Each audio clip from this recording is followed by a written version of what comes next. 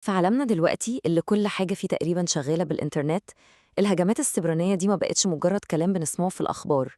لأ، دي بقت خطر حقيقي وتهديد مباشر لأي مؤسسة.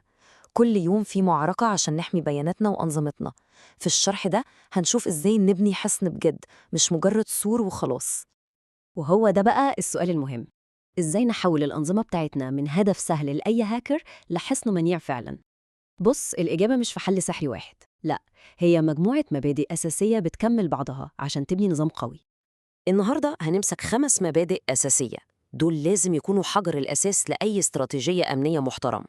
والأهم من كل ده، في مبدأ واحد مشهور جدا بس في الحقيقة كارثي. المبدأ ده هنكشفه في الآخر، وهو اللي ممكن لوحده يهد كل الدفاعات اللي بنتها لو اعتمدت عليه. فيلا بينا نبدأ. أول مبدأ معانا هو دفاع في العمق، أو زي ما بيقولوا defense in depth. الفكرة هنا بسيطة ومنطقية قوي. اوعى تعتمد على خط دفاع واحد بس، لازم اللي يهاجم يلاقي قدامه طبقات وعقبات كتير ورا بعض.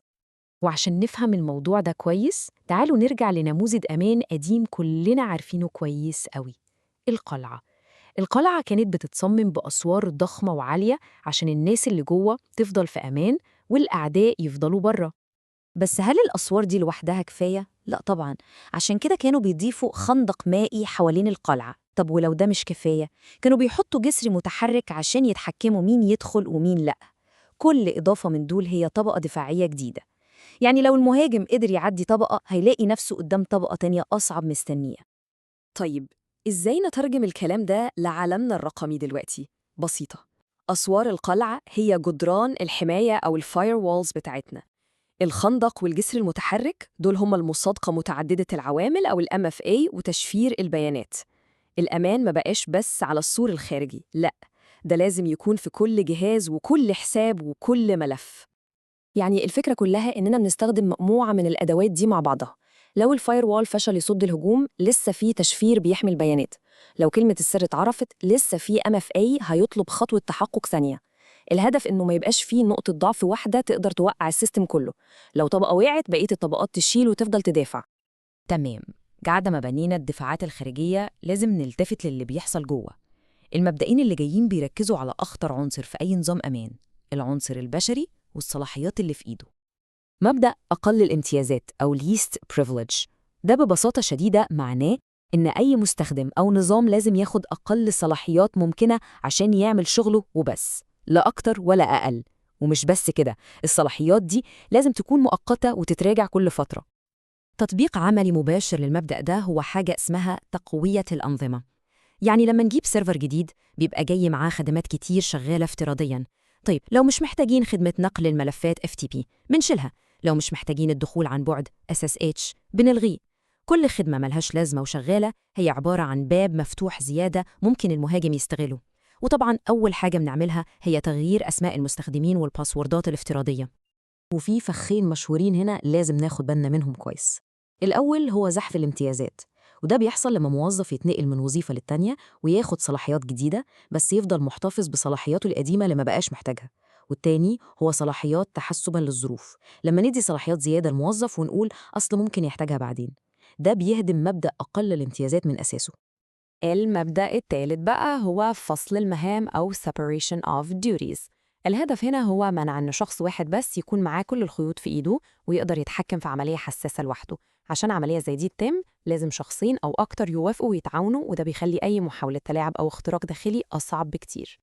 مثال بسيط قوي: لو مطور برامج طلب صلاحية وصول لقاعدة بيانات الإنتاج، ما ينفعش هو اللي يوافق على طلبه بنفسه. لازم شخص تاني، زي مدير الفريق بتاعه مثلا، هو اللي يوافق. اللي بيطلب مش هو اللي بيوافق. ده بيخلق نوع من الرقابة، وبيمنع أي حد يدي لنفسه صلاحيات خطيرة من غير مراجعة. ودلوقتي نيجي لآخر مبدئين معانا، ودول ليهم علاقة بفلسفة بناء الأنظمة من الصفر. المبدأ الرابع هو الأمان بالتصميم، أو secure by design. وده معناه إن الأمان ما ينفعش يبقى حاجة بنفكر فيها في آخر لحظة كده ونلزقها على نظام وخلاص. لأ، الأمان لازم يكون جزء أساسي من كل مرحلة في تطوير المنتج، من أول ما بنفكر فيه مروراً بالتصميم والكتابة لحد الاختبار والتشغيل. والمبدأ الخامس والأخير هو KISS، أو خليك بسيط. القاعدة هنا واضحة: التعقيد هو أكبر عدو للأمان. كل ما النظام كان معقد أكتر، كل ما زادت فرصة وجود أخطاء وثغرات المهاجمين ممكن يستغلوها ومحدش واخد باله منها. والتعبير ده بيشرح النقطة دي بالظبط. لو إجراءات الأمان كانت عبارة عن متاهة معقدة زي مثلا قواعد كلمات مرور مستحيل حد يفتكرها، المستخدمين هيلاقوا طريقة يهربوا بيها. ممكن يكتبوا الباسورد على ورقة ويلزقوها على الشاشة، أو يستخدموا نفس الباسورد السهل في كل حتة. وبكده الإجراءات المعقدة دي هي اللي خلقت ثغرة أمنية بدل ما تحل مشكلة. تمام، إحنا كده اتكلمنا عن ال5 مبادئ اللي لازم نمشي عليها. دلوقتي بقى جه وقت نكشف عن المبدأ الوحيد اللي لازم نتجنبه تماماً وبأي تمن. يا ترى إيه هو المبدأ ده اللي ممكن يضيع كل مجهودنا في تأمين الأنظمة؟ المبدأ ده هو الأمان بالغموض أو security by obscurity. ده هو الاعتقاد الغلط إن النظام بتاعي آمن عشان محدش يعرف هو شغال إزاي. الاعتماد على إن طريقة الشغل سرية كأداة أمان أساسية هي استراتيجية هشة وضعيفة جداً. ليه؟ لأن بمجرد ما السر ده يتكشف النظام كله بينهار. أحسن مثال يوضح الفرق ده هو عالم التشفير. نهج الصندوق الأسود بيعتمد على خوارزمية سرية، والمشكلة إن السر ده لو اتعرف خلاص كل حاجة باظت.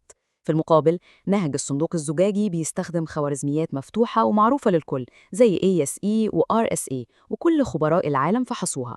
هنا الأمان مش في إن الخوارزمية سرية، لا، الأمان كله في قوة وسرية المفتاح اللي بنستخدمه. الاقتباس ده بيلخص الفلسفة دي كلها.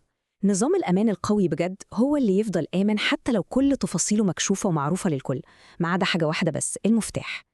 السرية لوحدها مش أمان، لكن التصميم القوي المفتوح هو اللي بيخلق أمان حقيقي مستمر.